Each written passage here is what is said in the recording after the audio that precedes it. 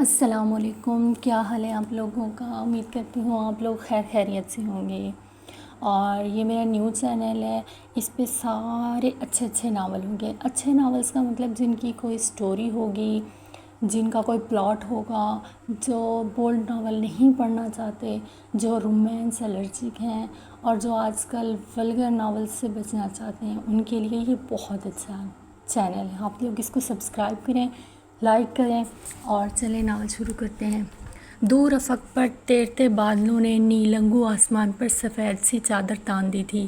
ہوا کے دوش پر اپنی منزل کی جانب گامزن بادل مختلف اشکال اختیار کرتے پیغام رسانی کر رہے تھے کہ کوئی بھی ایک جیسا نہیں رہتا زندگی کے تند و تیز جھکڑ میں۔ وقت کی مدھم رفتار پر قدم دھرتا انسان آخر عمر میں پہنچ کر کیا بن جاتا ہے، کوئی ادراک کیسے کر سکتا ہے؟ وہ بھی اپنی زندگی کے گرم تھپیڑوں کو یاد کرتا لان کی یخ دھند میں جاگنگ کر رہا تھا۔ پسینے کی بوندیں اس کے جسم پر ابھری ہوئی معلوم ہوتی تھیں۔ چہرے کے تاثرات پتھریلے تھے، پہاڑوں پر جمی یخ برف جیسے۔ ہلکی پھلکی ورزش سے فارغ ہو کر وہ خود کو تولیے سے پوچھتا کمرے کی جانب آیا۔ اس نورا نے دروازے پر دستک دے کر اسے متوجہ کیا۔ صاحب ناشتہ لگا دوں؟ وہ مؤدب سی کھڑی اجازت طلب کر رہی تھی۔ میں شاور لے کر آتا ہوں۔ وہ پھر واش روم کی جانب بڑھ گیا۔ شاور لے کر فریش ہوتا وہ کچن کی سمت آیا۔ کچن میں ناشتے کی طویل ٹیبل پر معمول کی گہما گہمی تھی۔ وہ ہمیشہ کی طرح خاموشی سے آیا اور بیٹھ گیا۔ وہ عموماً ناشتہ اپنے کمرے میں ہی کیا کرتا تھا۔ اسے یوں سب کے سامنے درمیان میں بیٹھنا کسی عذاب سے کم نہیں لگتا تھا۔ طنز اور حقارت سے لبریز آنکھیں اسے اس کی بھرپور بڑھتی جوانی کو تار تار کر دیا کرتی تھی، مگر یہ سفید حویلی کا حسن تھا اور اس کے کچھ اصول تھے جن کی پابندی اسے اپنی جان سے بھی زیادہ عزیز تھی۔ چھٹی کے دن سب اکٹھے ناشتہ کیا کرتے تھے اور ہر چھٹی پر اس کے حلق سے ناولہ نگلنا مشکل ہو جاتا تھا۔ ولی ڈیرے پر سب ٹھیک جا رہا ہے؟ شیخ زمان نے ناشتے کے دوران اس سے پوچھا۔ کاروبار کے تمام کام اسی کے ذمے تھے۔ جی سردار بابا، اس نے ادب سے جواب دیا۔ پچھلے دنوں کچھ نقصان ہو گیا تھا، اشرف نے بتایا مجھے، مگر تمہارے منہ سے تو اس بات کی بھنک بھی نہیں نکلی۔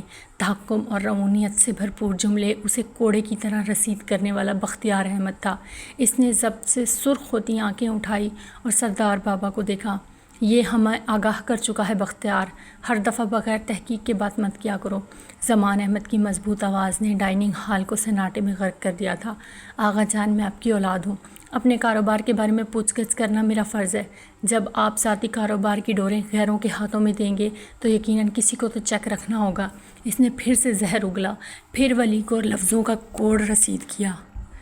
اس نے سختی سے لب بھینچے، جیسے بہت سا ضبط کیا۔ بس!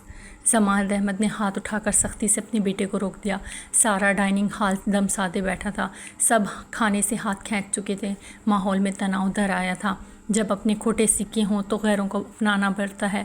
یہ جو تمہارے ذہن میں خناس بھرا ہے نا کہ ولی غیر ہے، اس خباثت کو اپنے دماغ سے نکال دو۔ وہ اولاد ہے ہماری، اولاد کی طرح پالا ہے ہم نے اسے۔ زمان تنے چہرے کے ساتھ گرج رہے تھے۔ بختیار استہزائیہ سا ہنسا تھا۔ معاف کیجیے گا آغا جان، مگر کسی کو اولاد کہنا اسے آپ کی اولاد تو نہیں بنا دیتا نا۔ اصل اولاد تو وہی ہوتی ہے خون کے رشتوں سے متصل۔ یہ جانے بغیر کہ اس کا کردار کیسا ہے، اس کی رگوں میں کون سا غلیظ خون گردش کر رہا ہے، آپ اسے ہماری لڑکیوں سے بھرے گھر میں آنے جانے کی اجازت دیے بیٹھے ہیں۔ بختیار اپنی آئی سے باز نہیں آیا تھا۔ اس کے دماغ کی خباثت اب منہ کے راستے باہر کو نکل کر ساری فضا کو آلود کر رہی تھی۔ زمان احمد کا چہرہ سرخ ہوا۔ ولی نے مٹھی زور سے بھینچی تھی۔ یہ طنز، یہ سنسناتا جملہ اسے خون کی گردش کو تیز کر گیا۔ یہ مت بھولو بختیار احمد کہ تم اپنی راتیں جہنم کے کن گڑھوں میں گزارتے ہو۔ دوسروں کے کردار پر میلی نگاہ ڈالنے سے پہلے اپنے رنگین مزاج کی بھی خبر رکھو۔ جس کا منائی میلہ نہ ہو اسے بھلا دوسرا اجلا نظر آ بھی کیسے سکتا ہے۔ لڑکیوں کے گھر میں آنے سے اسے تمہیں روکنا چاہیے۔ اپنے باپ کو اتنا بھی بے خبر نہ سمجھو بختیار۔ ان کی آواز میں پھنکار تھی، ایسی پھنکار جس سے بختیار بلبلا اٹھا تھا۔ گھر کی خواتین نے منہ پر ہاتھ رکھ لیے تھے۔ بی جان نے زمان احمد کو مزید کچھ کہنے سے روکا تھا۔ رہنے دو بیگم، اس نے ہمارا صبر تمام کر دیا ہے، اس نے ہماری زندگی بھر کی ریاست پر لات ماری۔ ان کی آنکھیں ضبط سے سرخ پڑ رہی تھیں۔ بی جان نے دکھ سے اپنی اولاد کو دیکھا۔ بختیار غصے سے کرسی کھینچ کر اٹھا اور ٹھوکریں مارتا کچن سے نکل گیا۔ ولی نے بھی نیپکن سے ہاتھ پوچھے اور سپاٹ سا کرسی کھینچتا اٹھ کھڑا ہوا۔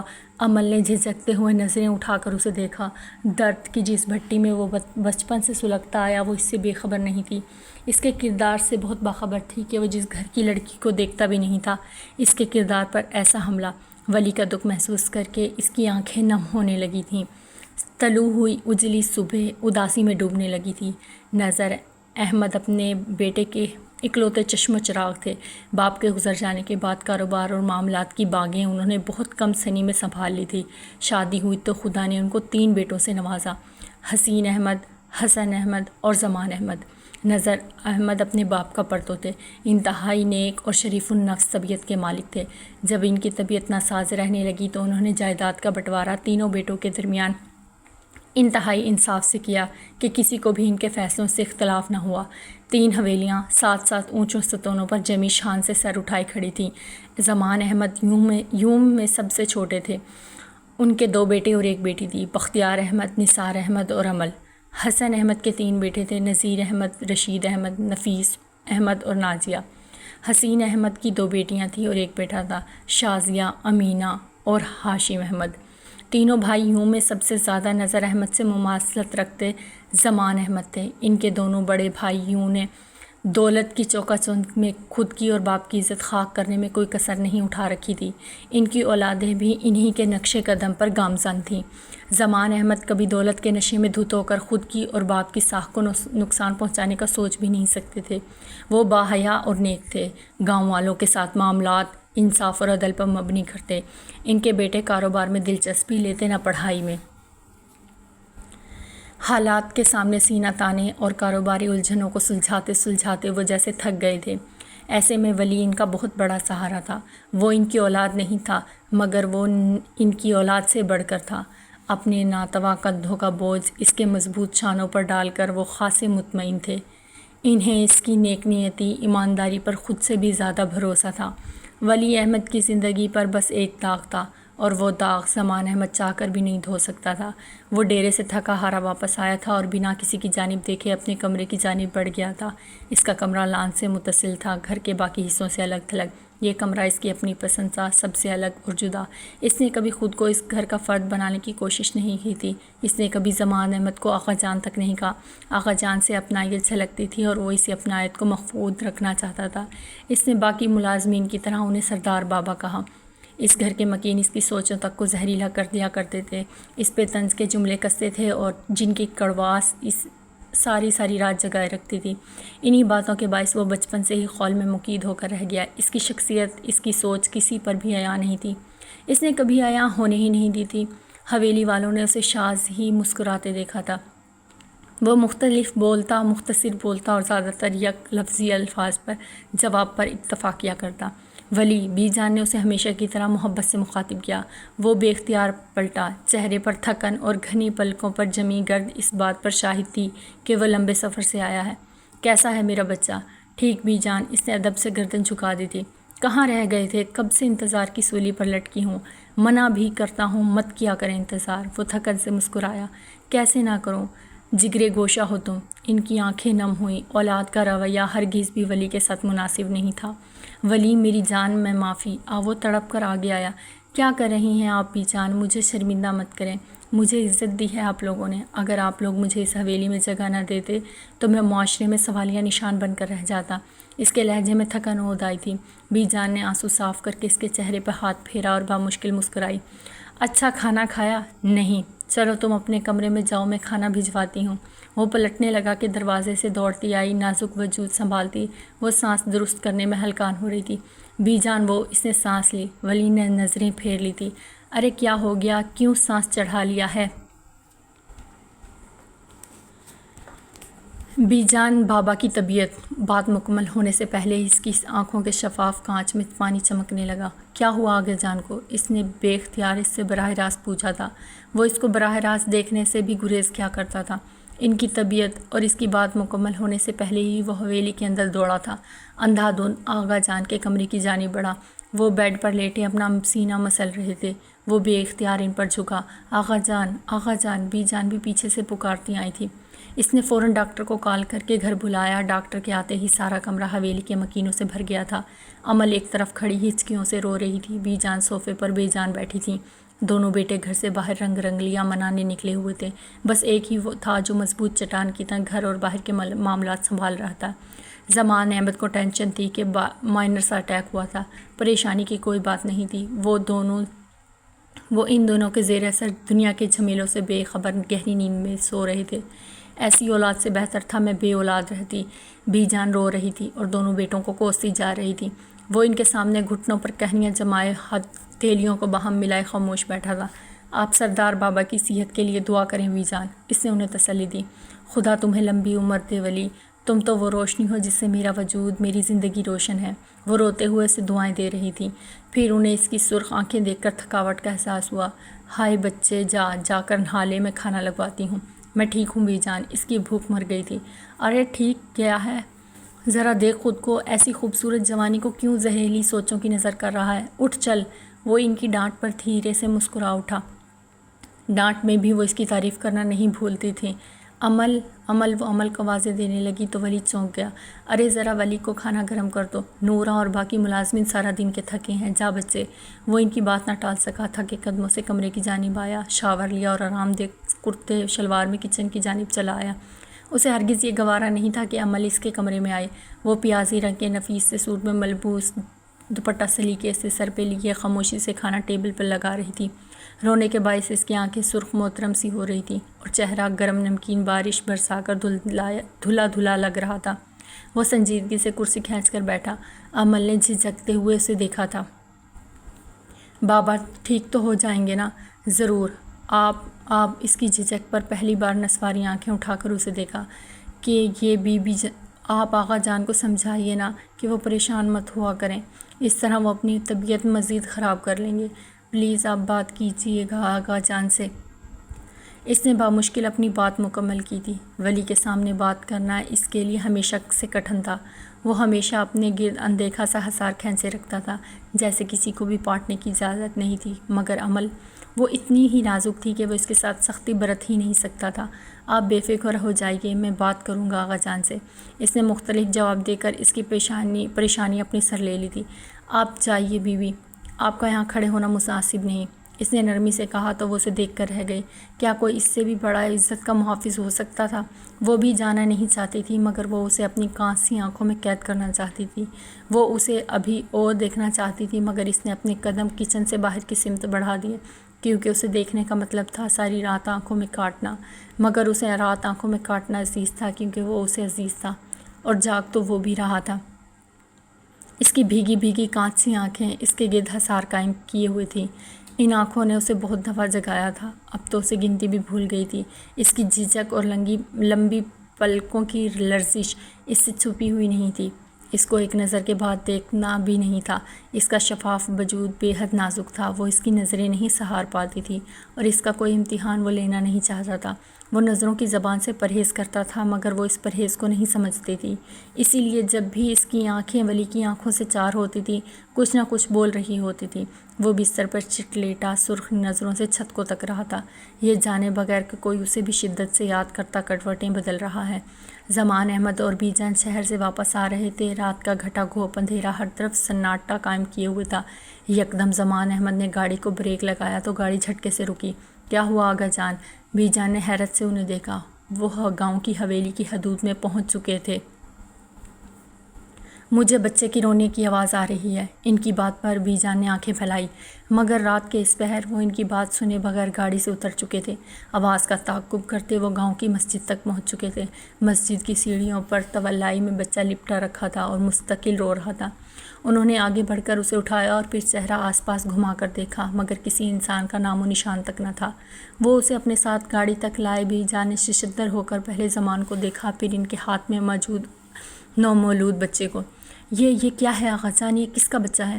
مجھے نہیں معلوم زمانی بیگم، یہ معصوم بچہ مسجد کی سیڑھیوں پر پڑا تھا، آس پاس کوئی بھی نہیں تھا۔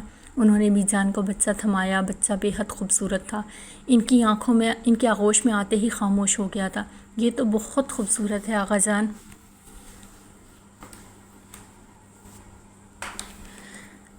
ہاں پتہ نہیں کس بے حس نے اس کے ساتھ یہ ظلم کیا ہے، وہ پریشانی سے بول رہے تھے۔ صبح ہوتے ہی انہوں نے پورے گاؤں میں اعلان کروایا کہ جس کا بھی یہ بچہ ہے حویلی سے لے جائے، مگر 2 دن سے مسلسل جدوجہد سے بھی کوئی حل نہ نکلا تھا۔ یہ بچہ کسی گندگی کی پوٹلی ہے زمان، اسے ابھی پھینکاؤ۔ حسین احمد گرج رہے تھے۔ بی جان نے دہل کر ان کی صفاقی کو دیکھا۔ سوید حویلی میں سب اکٹھے تھے۔ زمان احمد نے بے یقینی سے بڑے بھائی کو تکا تھا۔ بھائی صاحب یہ آپ کیا کہہ رہے ہیں؟ ٹھیک کہہ رہا ہوں۔ کس کے گناہ کی ذلت تم ہمارے خاندان کے ماتھے پر تھوپنا چاہتے ہو؟ میں تمہیں اس کی ہرگز اجازت نہیں دے سکتا۔ میں اس معصوم کو ظالم معاشرے کے حوالے نہیں کر سکتا۔ جنہوں نے گناہ کیا ہے وہ ان کا اپنا فعل ہے۔ ہر کوئی اپنی بد فعلیوں کا خود ذمہ دار ہے۔ کسی اور کے گناہوں کی سزا میں اس معصوم ذات کو نہیں دے سکتا، ہرگز بھی نہیں۔ وہ بچہ ناجائز ہے زمان، کوئی اولاد کو یوں رات کے اندھیرے میں مسجد کے باہر نہیں ڈالتا، کوئی بھی اپنے گناہوں کی سزا کو گلے کا توق نہیں بناتا۔ پھر تم کیوں جذباتی ہو کر کسی کی گئی بد فعلیوں کا عذاب اپنے سر ڈال رہے ہو؟ ہوش کے ناخن لو اور اس سے پہلے وہ بچہ بڑا ہو کر سوالیہ نشان بن جائے اسے حویلی سے باہر نکال دو۔ حسین احمد کی بات پر بی جان نے اپنے منہ پر ہاتھ رکھ لیا اور زمان احمد کی کنپٹی کی رگیں بے اختیار ابھری تھیں۔ بھائی جان وہ بچہ جو کوئی بھی ہو، میں اسے اب اپنی حویلی سے باہر نہیں بھیجوں گا۔ وہ گناہ جو انسان کریں اس کی سزا انسانوں کو ہی ملنی چاہیے، کسی معصوم جان کو نہیں۔ وہ بچہ میرے گھرانے کا حصہ ہے، لوگ جو بھی کہتے رہیں۔ ان کی بات وہ دو ٹوک تھی۔ زمان بس بھائی صاحب، آپ نیکی میں میرا ساتھ نہیں دے سکتے تو مجھے نیکی کرنے سے روکنے کا بھی کوئی حق نہیں رکھتے آپ۔ اور اس شفاق دنیا میں کون کتنا پاکیزہ اور کتنا بدکردار ہے یہ تو آپ بھی اچھے سے جانتے ہیں اور میں بھی۔ آخر میں ان کا لہجہ بہت کچھ افشاں کرتا ہوا حسین اور حسن احمد کا سارا خون پل بھر میں نچڑ رہ گیا تھا۔ وہ انہیں اندازہ ہو گیا تھا کہ زمان اتنا بھی بے خبر نہیں تھا جتنا کہ وہ اسے سمجھ رہے تھے۔ اس کا نام کیا رکھیں گے آغا جان؟ بی جان اسے اپنے ساتھ لپٹائے پوچھ رہی تھی۔ ولی احمد، زمان نے مسکرا کر کہا۔ بہت پیارا نام ہے۔ بی جان بھی مسکرا رہی تھی۔ وہ 4 سال کا ہوا تو بی جان کے یہاں ننھی سی عمل نے جنم لیا۔ وہ بہت خوبصورت تھی، ڈر تھا چھونے سے میلی ہو جائے گی۔ تم لوگے اسے گود میں ولی؟ بی جان نے اس کے آگے عمل کو کیا تو وہ بدک کر پیچھے ہوا۔ نہیں بی جان، معصومیت سے نفی میں سر ہلایا۔ کیوں؟ یہ گر جائے گی، چھوٹی سی ہے نا، وضاحت دی تو بی جان ہنس دی۔ نہیں گرے گی، تم لو تو صحیح۔ مگر وہ زور زور سے سر نفی میں ہلا رہا تھا۔ اس کی نسواری آنکھیں عمل کو تک رہی تھیں۔ پھر اس نے ڈرتے ڈرتے اس کے گالوں پر اپنے ننھے ہاتھ رکھے۔ گالوں کی نرمی محسوس کرتے ہی فوراً ہاتھ پرے کر لیے۔ بی جان ہنستی رہ گئی اس کی معصوم حرکت پر۔ وہ تھوڑا سمجھدار ہوا تو ایک دن عمل کے نام کا مطلب پوچھنے لگا۔ عمل کا مطلب ہوتا ہے امید۔ اسے سمجھنے میں دقت ہوئی۔ ناجائز کا کیا مطلب ہوتا ہے؟ معصومیت سے پوچھا، مگر بی جان نے اسے کرنٹ کھا کر دیکھا تھا۔ ولی یہ کس نے کہا ہے تم سے؟ وہ بختیار لالا، نثار لالا، ہاشم لالا سب مجھے ناجائز کہتے ہیں بی جان۔ اس کی بات پر بی جان نے تینوں کو بلوایا اور ایک تھپڑ رسید کیا۔ آئندہ کوئی ایسی بات نہیں کرے گا، انہوں نے تینوں کو ڈانٹا۔ مگر ہاشم روتا ہوا گھر گیا اور ساتھ نگار بیگم کو کھینچتا لے آیا۔ وہ آتے ہی چلانے لگی۔ کیا ہوا بھابی جان؟ بی جان بھی شور کی آواز سن کر کچن سے نکل آئی۔ ولید بھی لاؤنج میں آ گیا تھا۔ اس حرام کی اولاد کے لیے تم نے میرے ہاشم پر ہاتھ اٹھایا؟ اب اس غلاظت کی پوٹری کی وجہ سے تم ہمارے بچوں کو مارو گے؟ تم اس حرام زادے کی وجہ سے اب ہمیں ذلیل کرو گی زمانی؟ یاد رکھو، گندے خون کی پیداوار کبھی خوشحالی نہیں لے کر آتی، بربادی لاتی ہے ہمیشہ۔ ان کی آواز سے ملازم بھی اکٹھے ہو گئے تھے۔ بھابی چپ کر جاؤ بس تم، اور آئندہ اس غلیظ کے ساتھ نہیں کھیلنا، ولی کی جانب اشارہ کر کے کہا تو وہ خوف سے بی جان کے پیچھے چھپنے لگا۔ اور پھر بہت عرصہ بعد اسے ناجائز کا مطلب بھی سمجھ آ ہی گیا تھا۔ وہ دن اس کے ہنسنے کا آخری دن تھا، بلکہ وہ تو اس کی زندگی کا ہی آخری دن تھا۔ یہاں تک کہ یونیورسٹی تک میں لوگ اس سے دور بھاگتے تھے جیسے وہ کوئی مکروہ مخلوق ہو، گند کا ڈھیر۔ شاید اسے کوئی ایسی بیماری ہو جو اس کے چھونے سے ہی لگ جائے گی۔ اس نے ہنسنا چھوڑ دیا تھا، بولنا چھوڑ دیا تھا، لوگوں سے ملنا جلنا چھوڑ دیا تھا۔ اس کی نظریں اسے چھیدتی ہوئی اس کی روح کے آر پار ہوتی تھیں۔ ان نظروں کی اذیت سے وہ آج بھی اکثر راتوں کو ڈر کے اٹھ جایا کرتا تھا۔ اسے خوفناک خواب آیا کرتے تھے۔ ان خوابوں کی وجہ سے اس نے سونا چھوڑ دیا تھا۔ اسے سونے سے نفرت ہونے لگی تھی، خواب دیکھنے سے نفرت ہونے لگی تھی، اسے اپنے وجود سے گھن آنے لگی تھی۔ وہ گند تھا، گند کا ڈھیر تھا۔ وہ مر جانا چاہتا تھا۔ اس کے پاس جینے کا کوئی جواز باقی ہی نہیں رہا تھا۔ اس کی معصوم آنکھوں کا خواب تو صرف وہ پریزاد تھی جس کو وہ اپنے سائے سے بھی محفوظ رکھتا تھا۔ وہ قرض تھا، وہ منحوس تھا، اسے اپنی نحوست پر عمل ہرگز نہیں ڈالنی تھی۔ نہیں، وہ کبھی اس سے نہیں کہے گا، وہ کبھی اس کو بھنک بھی نہیں پڑنے دے گا، وہ اس کو خود سے کوسوں دور رکھے گا۔ ہر حال میں، ہر رات سوتے وہ خود سے وعدہ لیا کرتا تھا، وہ محبت نہیں کر سکتا تھا، اس کا محبت پہ کوئی حق نہیں تھا، وہ مرے گا، کتے کی موت ہی مرے گا۔ ساری زندگی کہتی تھی اور اسے اس بات کا یقین تھا کہ اس کی موت بھی اتنی ہی ذلیل ہوگی جتنی کہ اس کی زندگی تھی۔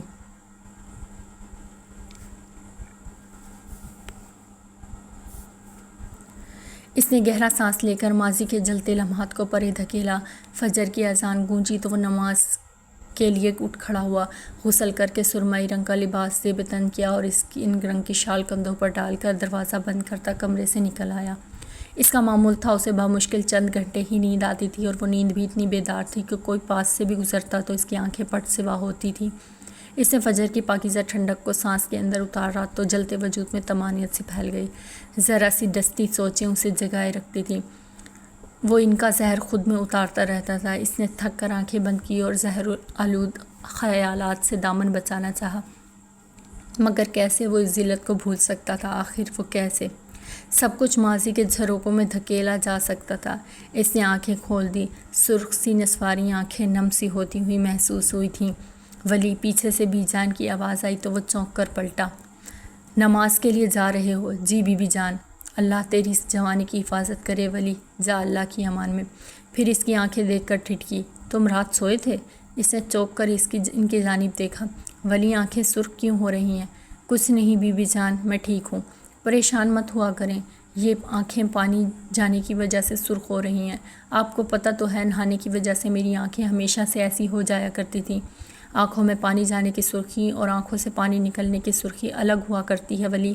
وہ لبوں کو بھیجتا بے بسی سے انہیں دیکھ کر رہ گیا تھا، سوچ بھی نہیں سکتا تھا وہ اسے یوں براہ راست آگاہ کریں گی کہ سرخی بھی اپنے اندر پیغام سمیٹے ہوئے تھی۔ اللہ تیری حفاظت کرنے والا ہے، جاؤ نماز پڑھو جا کر۔ آگے بڑھ کر داخلی دروازے کے پار غائب ہوا تو وہ اپنی آنکھیں رگڑتی فجر کا وضو کرنے چل گئی تھی۔ وہ نماز پڑھ کر آیا تو لان کی جانب نازک سراپے پر اس کی نگاہ اٹھی، پھر جھک گئی۔ وہ لان کی ٹھنڈک میں نماز پڑھ کر فارغ بیٹھی دور آسمان کو تک رہی تھی۔ اتنی ٹھنڈ میں باہر کیا کر رہی ہیں؟ اسے اچنبھا ہوا۔ اس نے نظر انداز کر کے اپنے قدم آگے بڑھائے، مگر وہ بے اختیار اسے پکار بیٹھی۔ اس کے مضبوط قدم زنجیر ہوئے، اس آواز پہ تو ساری زندگی بھی ٹھہر سکتا تھا۔ جی بی بی۔ وہ اس سے ایک فاصلے پر رک گئی تھی۔ آپ کی طبیعت کیسی ہے؟ بی جان بتا رہی تھی کہ آپ کچھ ٹھیک نہیں لگ رہے تھے، کیا ہوا ہے؟ آپ بالکل بھی خیال نہیں رکھتے ہیں اپنا ولی۔ اسے اندازہ بھی نہیں تھا کہ وہ حال پوچھتے پوچھتے اسے ڈانٹنے لگے گی۔ وہ اس کی فکر پر تلخی سے مسکرایا۔ مجھے کچھ نہیں ہوتا بی بی، ٹھیک ہوں میں، بہت سخت جان واقعہ ہوا ہوں۔ سر جھٹک کر تلخی سے کہا، ایسے نہ کہیں ولی، چلے میں ایسے نہیں کہتا، ساری دنیا کہتی ہے کہ اتنی ذلت کے بعد بھی نہیں مرتا۔ ایسے نہ کہا کریں ولی۔ اب کہ اس کی التجا بھیگنے لگی تھی۔ دنیا جو بھی کہے، اس سب میں آپ کا کوئی قصور نہیں ہے، جو بھی ہوا اس سب میں آپ قصوروار نہیں ہیں ولی، یہ دنیا قصوروار ہے، اس کی ظالم روایتیں، جھوٹی عمارتیں قصوروار ہیں، آپ تو معصوم ہیں، اس سارے قصے میں آپ مظلوم ہیں، یہ دنیا ظالم ہے، خود کو اذیت دینا چھوڑ دیں، یہ حد تھی۔ آخری لفظ کانپ سے گئے تھے، عمل رو رہی تھی، اس نے عمل کو رلا دیا۔ کتنا منحوس تھا وہ، کتنی زندگیاں اذیت میں جھونکی تھی اس نے۔ کیوں رو رہی ہیں آپ؟ اس نے ضبط سے کہا، آپ رلاتے ہیں مجھے۔ آنکھیں رگڑ کر صاف کرتی وہ اس کائنات کی سب سے پاکیزہ اسپرا لگ رہی تھی۔ وہ چند پل اسے دیکھتے گیا۔ مت رویا کریں، بہت آہستہ سے کہا۔ اسی پل اس نے آنکھیں اٹھائی تھیں۔ کیا کبھی تم نے وقت کو رکتے دیکھا ہے؟ وہ ایسے ہی لمحہ تھا جو ٹھہر گیا تھا ان دونوں کے درمیان۔ اس کی گلابی آنکھوں نے اس کی شہد رنگ بھیگی نظروں کو چھوا۔ کاش وہ وقت کی لگام کو کس کر تھام سکتا اور ان بھیگی آنکھوں کے سارے آنسو خود میں جذب کر لیتا۔ عمل بے اختیار نگاہیں جھکا گئی۔ وہ ان آنکھوں کی تکلیف کو مزید نہیں سہار سکتی تھی۔ یہ زخمی آنکھیں اسے زخم دے رہی تھیں۔ اس کا وجود زخم ہونے لگا تھا۔ میرے لیے مت رویا کریں عمل بی بی، مجھے تکلیف ہوتی ہے۔ اتنا کہا اور آگے بڑھ گیا۔ امل روتی رہی، وہ ڈھیر سارا رونا چاہتی تھی، وہ اس کے لیے رونا چاہتی تھی، اس کے حصے کا رونا چاہتی تھی۔ وہ کمرے کے واش روم میں بیسن پر جھکا منہ دھو رہا تھا۔ اسے یہاں سے چلے جانا ہی چاہیے، اگر یہاں رہا تو امل کو زیادہ تکلیف دے گا، اسے اس پر تو وہ اپنی ذات کا سایہ بھی نہیں ڈالنا چاہتا تھا۔ اور بھیگی آنکھیں، اس نے آنکھیں بند کر کے بے بسی سے چہرہ اٹھایا، مگر وہ چاہ کر بھی خود سے جدا نہیں کر سکتا تھا۔ اس روز سفید حویلی میں معمول کے برخلاف چہل پہل تھی، ملازمین چستی سے کام کر مگن تھے۔ بھی جان کے کسی کام سے آیا تھا، باریکی سے حویلی میں داخل ہوتے کاموں کا جائزہ لیا اور پھر بھی جان کے کمرے کی جانب بڑھ گیا۔ ارے ولی، آؤ آؤ۔ وہ مسکرائیں۔ ولی ادب سے چلتا صوفے پر آ بیٹھا۔ آج امل کے لیے حسن بھائی اپنے چھوٹے بیٹے نفیس کا رشتہ لا رہے ہیں۔ وہ جو نظریں جھکائے بیٹھا تھا چونک کر اسے دیکھنے لگا۔ رگوں میں دوڑتے خون کی گردش یکم دم تیز ہوئی تھی، اس کی سماعتیں جل اٹھیں۔ بس امل کے فرش سے بھی آزاد ہو جاؤں تو سکون سے مر سکوں، وہ اس کے اندر ہوتی ٹوٹ پھوٹ سے بے خبر کہہ رہی تھی۔ اس نے ضبط سے دانت پر دانت جمائے تو کنپٹی کی رگیں ابھر آئی تھیں۔ ہاں بیٹا، تمہیں اس لیے بلایا تھا کہ تم ذرا شادی کے انتظامات دیکھ لینا۔ رشتہ تو بچپن سے طے تھا، اب صرف تاریخ ہی رکھی جائے گی اور شادی بھی جلد ہی رکھیں گے۔ بھابھی بتا رہی تھی۔ اسے قسمت کے فیصلے پر ہنسی آئی تھی، اسے خود پر ہنسی آئی۔ اس کی قسمت اتنی بھی ظالم ہو سکتی ہے، اسے امید نہیں تھی۔ اتنی ظالم کہ اب اسے اپنی محبت کو کسی اور کے حوالے کرنا تھا، اور یہ ستم یہ تھا کہ خوش دلی سے کرنا تھا۔ جی بی بی جان، میں سب سنبھال لوں گا، آپ بالکل فکر نہ کریں، ٹھہرے ہوئے لہجے میں کہا اور بے جان قدموں سے اٹھایا۔ زینوں سے نیچے اتر رہا تھا کہ وہ اوپر چڑھتی ہوئی نظر آئی۔ امل نے اسے دیکھا، وہ بس ایک پل کے لیے رکا تھا، پھر اتنی تیزی سے اترا گویا زینوں کو قدموں تلے رون ڈالنا چاہتا ہو۔ وہ مڑ کر اسے ہی دیکھ رہی تھی۔ ولی نے گاڑی ریورس کی تو ٹائر چرچرا اٹھے۔ دروازے پر جو ملازمین نے اسے کبھی اتنے غصے میں نہیں دیکھا تھا، وہ گاڑی تیزی سے نکال کر لے گیا۔ سختی سے اسٹیئرنگ پر جمے ہاتھ اور سپاٹ سا چہرہ، وہ کہیں سے بھی نارمل نہیں لگ رہا تھا، وہ نارمل رہا ہی نہیں تھا جیسے۔ شاہ نواز جی صاحب، مجھے نفیس احمد کی زندگی کا ہر پہلو لا کر دو۔ وہ کہاں رہتا ہے، کیا کرتا ہے، کس کے ساتھ اٹھتا بیٹھتا ہے، کب آتا ہے کب جاتا ہے، سب کچھ۔ اس کی زندگی کا ہر ورق مجھے شام تک اپنی ٹیبل پہ چاہیے۔ اس معاملے میں کوئی کوتاہی برداشت نہیں کروں گا۔ جا سکتے ہو اب تم۔ بات ختم کر کے اس نے سامنے دھری فائل کھول لی، مگر پھر سر اٹھا کر دیکھا۔ شاہ نواز اب تک سر جھکائے کھڑا تھا۔ کہو صاحب جی، آپ کے حریف پہلے ہی گھات لگائے بیٹھے ہیں کہ کب آپ ذرا سا چکیں وہ آپ کو ادھر دھر لیں۔ ایسے میں حویلی والوں کی زندگیوں کو کھنگالنا خطرناک ہو سکتا ہے، آپ ایک دفعہ پھر سوچ لیں۔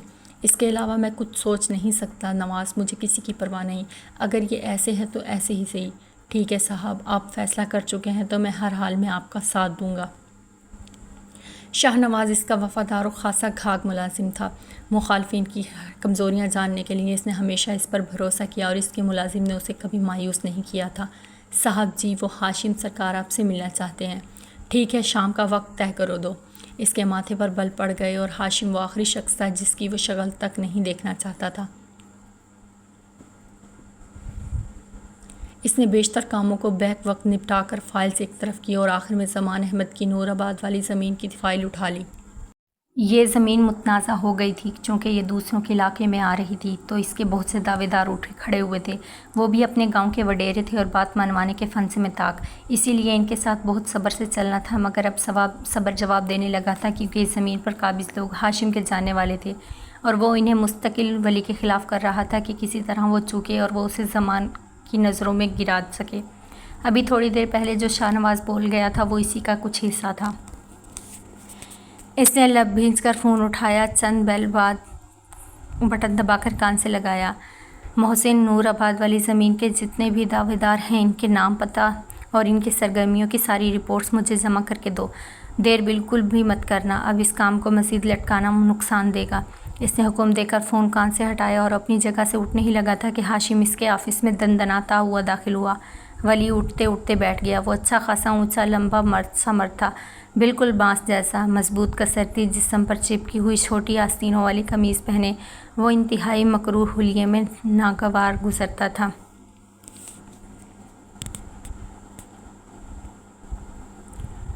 لوگ اسے چھٹا ہوا بدماش کہتے تھے کیونکہ اس کا اٹھنا بیٹھنا ٹھیک ٹھاک قسم کے بدکماش لوگوں میں تھا، اور ولی اس بات سے بے خبر نہیں تھا۔ وہ کیا ہے نہ ولی کہ تم سے کافی وقت سے ملاقات نہیں ہوتی، تم تو آتے ہی نہیں، اس لیے میں خود چلا آیا تم سے ملنے۔ اونچی ناک رکھتے ہو نا تم، بس اسی کا احترام کرتے خود تمہاری خدمت میں حاضر ہوا ہوں۔ حاضری قبول فرماؤ سرکار۔ اس کا مذاق اڑاتا لہجہ ولی کو کھپتا تھا، مگر اب وہ وقت گزر گیا تھا کہ وہ اس سے دب جاتا۔ ایک جنگل میں رہتے رہتے اسے اندازہ ہو گیا تھا کہ آخر جنگل میں سروائیو کیسے کیا جاتا ہے۔ اب وہ کمزور، بے بس بالکل نہیں رہا تھا۔ اس کے اختیار میں بہت کچھ تھا۔ اس کی بھی چھٹے ہوئے بدماشوں سے دوستیاں تھیں، کیونکہ اسے یہاں زندہ رہنے کے لیے ان سے دوستی رکھنی تھی، اور اس نے وہی کیا تھا۔ اگر ہاشم خطرناک تھا تو ولی بھی خوفناک راتوں کا مسافر رہا تھا۔ کیا کام تھا؟ اس نے کہا تو صرف اتنا ہی۔ اس کا چہرہ ہر جذبے سے عاری تھا، سپاٹ ہو رہا تھا۔ کام اچھے سے جانتے ہو تم۔ آگے والا بھی ہاشم تھا۔ اس کی اندر کو دھسی سیاہ آنکھوں میں ولی کے لیے بے بلا کی نفرت تھی، مگر وہ مسکرا رہا تھا، کیونکہ اس نے جنگل نے اس کو یہی سکھایا تھا۔ مگر کچھ بولو گے تو پتہ چلے۔ اب کی بار اس نے مسکرا کر کہا۔ وہ اس کے منہ سے سننا چاہتا تھا۔ اسے دھرتے دھرتے وہ کہیں تو چوکے گا، غلطی کرے گا۔ انجان مت بولو ولی، جانتے ہو تم میں کس سلسلے میں یہاں آیا ہوں۔ اس زمین سے پیچھے ہو جاؤ اور دوبارہ اس کے متعلق بات کرنا بھی غلطی سے بھی مت کرنا۔ جانتے ہو نا، نور آباد والے لاشوں کو دفنانے کے لیے ماہر سمجھے جاتے ہیں۔ اپنی قبر وقت سے پہلے مت کھدواؤ۔ اوہ! اس کے لب اوہ میں سکڑے، پھر اپنی نسواری آنکھیں ہاشم کی آنکھوں میں گاڑی۔ ہونٹ متبسم تھے، مگر آنکھوں سے گویا آگ کی لپیٹیں نکل رہی تھی۔ اس نے مسکرا کر ہاشم کی آنکھوں میں دیکھا۔ اپنی قبر میں نے خود کھودی ہے ہاشم، ابھی سے نہیں، جب سے میں پیدا ہوا ہوں تب سے۔ یہ جو تم موت سے ڈرا رہے ہو نا مجھے، اس کا کوئی فائدہ نہیں۔ بھلا موت سے گزر کر آئے کسی شخص کو موت ڈرا بھی سکتی ہے؟ جانتے ہو موت کو کتنے قریب سے دیکھا ہے میں نے؟ ایک پل کو آگے ہوا اور اس کی آنکھوں میں جھانکا۔ اتنے قریب سے کہ اگر تم دیکھ لو تو دم رک جائے تمہارا۔ اور دوسری بات، نور آباد والے اگر دفنانا اچھے سے جانتے ہیں تو قبروں کی کھدائی میں پیچھے ہم بھی نہیں رہے۔ کہو پہلے تمہاری قبر کھود دوں یا ان کی جنہیں تم اپنی انگلیوں پر نچا رہے ہو؟ اس نے اس کی بہت ساری باتوں کا جواب ایک ساتھ دیا تھا، ان باتوں کا بھی جو اس پر ادھار رہ گئی تھیں۔ بہت بڑے ہو گئے ہو ولی، بہت بڑے۔ لگتا ہے وہ ذلت بھولنے لگے ہو اب۔ شاید اتنے عرصے میں کسی نے تمہیں یاد نہیں دلایا کہ تم گناہ کے جواب میں پیدا ہوئے تھے، یا شاید اس کے کان چھو کر سوچنے کی اداکاری کی۔ تم اتنے عرصے میں کسی نے تمہارے باپ کا نام نہیں پوچھا ہوگا، یہی لگتا ہے مجھے۔ وہ بلا شبہ بہت گہری چوٹ تھی۔ اس کی کن پٹی کی رگیں بے اختیار ابھری تھیں۔ ٹیبل پر رکھا اس کا ہاتھ سختی سے مٹھی میں بندھ چکا تھا۔ ولی، تم آج بھی وہی ولی ہو جو تھے۔ آج بھی تمہاری ذات سوالیہ نشان ہے، تمہارے لیے، اس گاؤں کے لیے، بلکہ اس دنیا کے لیے۔ تمہاری ذات سوائے گند کے ڈھیر کے کچھ نہیں۔ مگر شاید تم حویلی میں رہتے رہتے بھولنے لگے ہو کہ تم حرام زادے ہو۔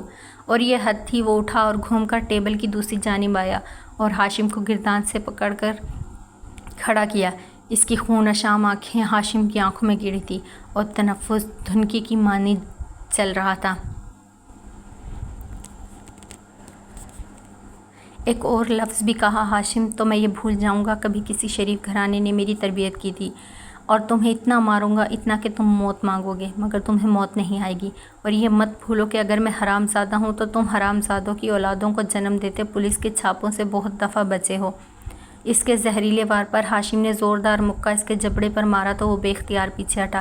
اس کا ہونٹ پھٹ چکا تھا اور اس سے نکلتا خون اس کی زبان میں اپنا ذائقہ گھول رہا تھا، مگر وہ پرواہ کیے بغیر زخمی شیر کی طرح آگے بڑھا اور اسے جھپٹ کر اپنے ٹیبل پر لٹایا اور پھر اندھا دھند اس پر گھونسوں کی بارش کر دی۔ اس پر جیسے کوئی جنون سوار تھا۔ ہاشم نے پوری قوت سے اسے دھکا دیا تو وہ دروازے سے جا لگا۔ دروازے کا ناب اس کی کہنی میں بہت زور سے گھسا تھا۔ وہ آگے آیا اور اسے مارنے کے لیے ہاتھ اٹھایا، مگر ولی نے اس کا ہاتھ روک کر اس کے پیٹ پر لات ماری تو وہ اڑتا ہوا دور جا گرا۔ دونوں طاقتور تھے اور لڑنا جانتے تھے، مگر آج ولی نے تہیہ کر لیا تھا کہ وہ ہاشم کی جان لے کر رہے گا۔ اسی وقت محسن اس کے آفس میں داخل ہوا تو آفس کی بکھری حالت دیکھ کر اس کے 14 طبق روشن ہو گئے۔ بکھرے کاغذ، الٹی سیدھی پڑی کرسیاں، دروازے کا ٹوٹا ناب اور گرے ٹیبل کے پیچھے لڑتے ولی اور ہاشم۔ دونوں ایک دوسرے خون کے پیاسے لگتے تھے۔ اس نے بھاگ کر ان کو چھڑوایا، پھر وہ انہیں الگ کرنے میں کامیاب ہو ہی گیا۔ دو مضبوط لوگوں کو الگ کرنا ہرگز بھی مذاق نہیں تھا۔ ہاشم اسے گالیاں دیتا آفس سے نکلا تو اس نے بھی ٹھوکر مار کر بکھرے کاغذات کو مزید بکھیر دیا۔ اس کی حالت کہیں سے بھی نارمل نہیں لگ رہی تھی۔ سر تھوڑی دیر کے لیے بیٹھ جائیں، آپ کی حالت ٹھیک نہیں لگ رہی۔ محسن نے اس کے لیے کرسی ٹھیک کی مگر وہ زمین پر گرا موبائل جھپٹ کر تیز ہوتے نفس کے ساتھ آفس سے باہر نکلتا چلا گیا تھا۔ اس کا دماغ معاف ہو رہا تھا اور جسم میں گویا جیسے کسی نے ہزاروں گنا طاقت بھر دی تھی۔ غصے میں انسان کی طاقت دگنی ہو جایا کرتی ہے، اس نے سن رکھا تھا اور آج اسے اندازہ بھی ہو گیا تھا۔ شاہ سر، آپ کو اندازہ بھی نہیں ہے کہ ہاشم سرکار اور ولی سر ایک دوسرے کو کس طرح مار رہے تھے۔ وہ تو خدا کا شکر ہے کہ میں وقت پر پہنچ گیا ورنہ دونوں ایک دوسرے کو مار دیتے۔ ولی سر پر تو لگتا تھا گویا کوئی جنون سوار ہو گیا ہو، اس سے بے اختیار جھرجھری آئی تھی۔ تم نے غلط وقت پر جا کر سارا کام خراب کر دیا محسن، زیادہ خود کو داد دینے کی ضرورت نہیں ہے۔ وقت پر پہنچنے کے لیے وہ لڑائی میں نے ہی پلان کی تھی، شاہ نواز نے انتہائی سکون سے کہہ کر اسے بے سکون کر دیا تھا۔ محسن آنکھیں پھیلائے اس تک آیا، وہ ہاتھ میں پکڑا ریوالور الٹ پلٹ کر رہا تھا۔ کیا مطلب؟ آپ نے کیوں؟ لیکن کیوں؟ کہیں آپ ولی سرکار کو دھوکہ تو نہیں دے رہے شاہ سر؟ آخر میں وہ مشکوک ہوا تو شاہ نواز نے اس کے سر پر چت لگا کر اسے پرے کیا، پھر آرام آرام سے اسے سب بتانے لگا۔ جب دل میں دشمنی کے غبار پکنے لگے نا محسن، تو بہتر یہی ہوتا ہے کہ انسان چیخ لے، چلا لے، جس پر غصہ ہو اسے مار کر اپنے اندر پکتا لاوا باہر نکال لے۔ اس سے مسئلہ حل ہو نہ ہو انسان کی ذات کو ایک گنا سکون ضرور ملتا ہے۔ جس پر غصہ ہو اسے مار کر انسان کی اپنی ذات آسان ہو جاتی ہے۔ اسی لیے کبھی کبھی ہاتھوں کی لڑائی بہت ضروری ہوتی ہے۔ میں نے بس ولی صاحب کی مدد کی ہے اس جنگ میں۔ یہ آگ کی جنگ ہے محسن، اس میں سب خاک ہوگا، بچے گا کچھ بھی نہیں۔ میں نے بس انہیں تھوڑی سی آسانی دی ہے۔ وہ بلا شبہ بہت ماہر اور اپنے فن میں طاق تھا۔ اسے اندازہ تھا کہ کب زبان اور کب دل اور کب ہاتھوں کی لڑائی لڑانی چاہیے۔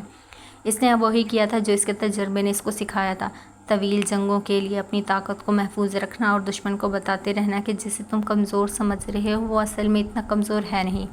آج کی جرأت کے بعد ہاشم کو اچھے سے اندازہ ہو گیا ہوگا کہ ولی کتنا خوفناک اور کتنا بڑا سروائیور تھا۔ اسے بس ہاشم کو یہی باور کرانا تھا۔ آپ کی تو منطق ہی میری سمجھ سے باہر ہے شاہ سر۔ اگر ولی سر کو پتہ چل گیا تو جانتے ہیں کیا ہوگا؟ آپ کو کیا ڈر نہیں لگتا ان سے؟ میں نے وہ کیا جو ایک وفادار ملازم کو کرنا چاہیے بس، اور کچھ نہیں۔ تم اپنے دماغ پر زیادہ بوجھ نہ ڈالو۔ یہ بتاؤ جو کام تمہیں ولی سر نے کہا وہ کیا؟ اس نے فائلز کی ورق گردانی کرتے ہاتھ کو روک کر پوچھا تو محسن نے خاکی لفافہ اس کی جانب بڑھایا۔ وہ لوگ اچھے سے خاصے خطرناک لوگ ہیں شاہ سر، آپ ولی سر کو آگاہ ضرور کر دیجیے گا۔ میں اب چلوں گا۔ وہ آفس سے باہر کی جانب بڑھا تو شاہ نواز نے گہرا سانس لے کر خاکی لفافہ کھولا اور اندر رکھے پرچوں کو پڑھتے اس کی پیشانی کے بلوں میں اضافہ ہی ہوتا چلا گیا۔ یہ کیا حال بنا رکھا ہے ولی؟ اصغر اس کا واحد دوست تھا، اس بھری دنیا میں اس کا واحد رشتہ، جس نے اسے اس کی خامیوں، اس کی بدنامیوں اور اس کی ذلت کے ساتھ قبول کیا تھا۔ ابھی بھی وہ بکھری حالت میں اس کے پاس آیا تھا اور ہمیشہ کی طرح اس کی ایسی حالت دیکھ کر پریشان ہو گیا تھا۔ کچھ نہیں، اس نے آستینیں چڑھا کر صوفے میں دھنستے کہا تو اصغر سیدھا ہو بیٹھا۔ اس کی زندگی سے بخوبی واقف تھا۔ کسی سے لڑ کر آئے ہو کیا؟ زبردست، بس ایک بات بتا دو، زندہ تو بچ گیا نا؟ وہ مرا ہی تو نہیں ہے وہ؟ اصغر نے اس کے جواب پر محتاط سا اسے دیکھا اور پھر سنبھل کر ہاتھ بڑھایا، پھر اس کی ناک پر آئی خراش کو چھوا تو ولی بے ساختہ پیچھے ہوا۔ ناگواری سے اصغر کو دیکھا۔ اصغر نے اس کی ناگواری سے دیکھنے پر دانت نکالے تھے۔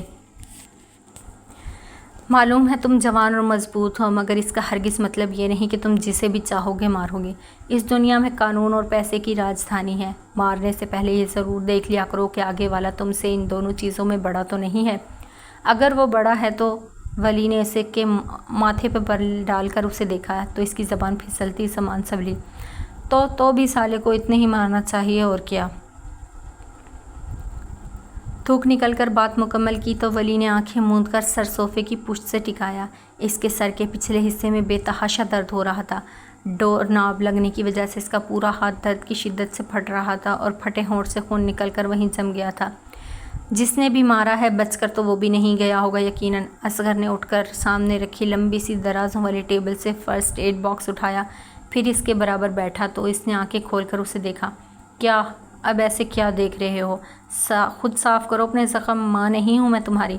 بکو مت۔ وہ بمشکل سیدھا ہو کر بیٹھا، پھر آستین اوپر کر کے کوہنی پر لگا زخم دیکھنے لگا۔ خون اس کے ہاتھ پر جم گیا تھا۔ اس نے ہاتھ چلایا تو بند میں درد کی ٹیسیں اٹھنے لگی۔ چی کوئی کام بھی سیدھا مت کرو تم، ہر وقت انڈرٹیکر کی طرح بس آنکھیں چڑھائے رکھنا، لوگوں کو مارنا پیٹنا، ویل ڈن، کسی کا تو نہیں، اس پری کا ہی خیال کر لو، تم جیسے جن کے ساتھ اس کا گزارا بہت ہی مشکل ہو جائے گا۔ اوپن کچن میں کھڑا وہ چائے کا پانی رکھتا مسلسل اسے جلی کٹی سنا رہا تھا، مگر ماتھے پہ آئے زخم کو ہاتھ سے چھوتا ولی عمل کے ذکر پر بے اختیار رکا تھا۔ اس کی گردن میں گلٹی ابھر کر معدوم ہوئی، اس کی زندگی کی واحد آسانی کسی اور کے باغ کا پھول بننے جا رہی تھی۔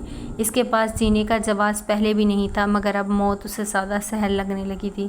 پہلی بار اس کا دل دکھنے لگا تو اسے احساس ہوا کہ جسمانی زخموں سے زیادہ دل کے زخم دیا کرتے تھے جو نظر نہیں آتے تھے۔ او ہیلو، زخم صاف کرو اپنے، او کھٹا گنڈا لگ رہے ہو، ایک بات بتاؤ، کب جانا ہے رشتہ لے کر تمہاری عمل کے لیے؟ جلدی بتا دینا، مجھے تیاری بھی کرنی ہے۔ اس نے چائے اس کے سامنے ٹیبل پر رکھی تو ولی دانت پہ دانت جماتا اٹھ کھڑا ہوا۔ کبھی بھی نہیں۔ کیوں؟ کیونکہ وہ میری کبھی نہیں ہوگی۔ کیا مطلب ہے اس بات کا؟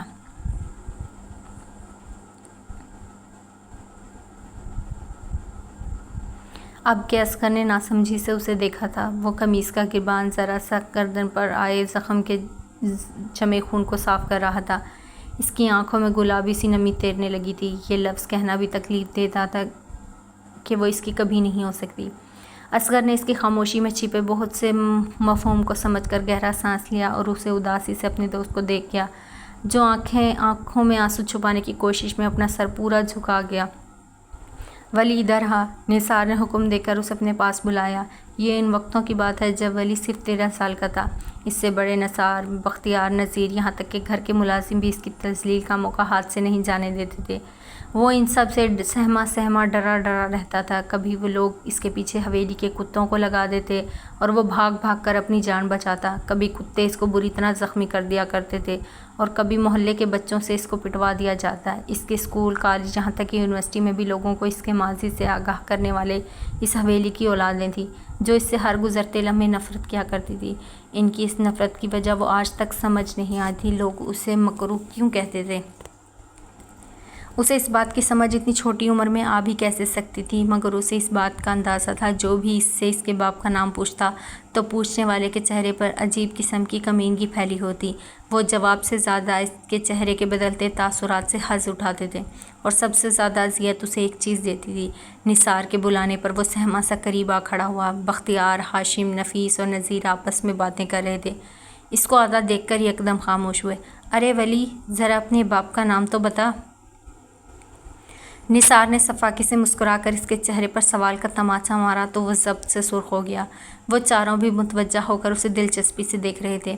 بتا نا، ہاشم نے حد کر دی کمینگی کی۔ مجھے نہیں پتا، آپ لوگ مجھ سے ایسے سوال مت کریں، میں بی جان کو بتا دوں گا، اس نے زور سے مٹی بھینچ کر سرخ چہرے سے کہا۔ اے زیادہ بک بک مت کر، سیدھی طرح بتا دے۔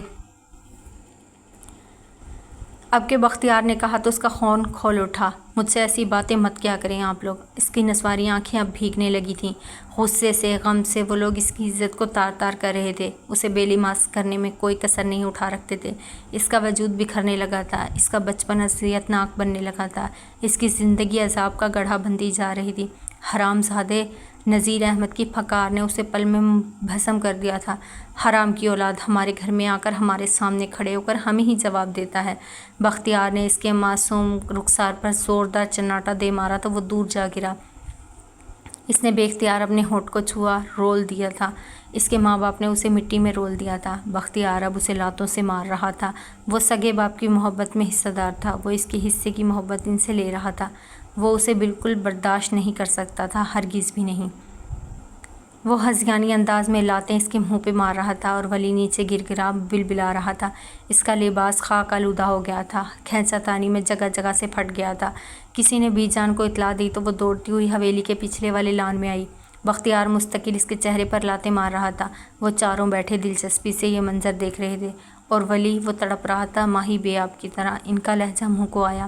بختیار، چھوڑ ولی کو، کم بخت، میں کہتی ہوں دفع ہو یہاں سے۔ وہ اندھا دھڑ دوڑتی ہوئی آئی اور بختیار کو پرے دھکیلا۔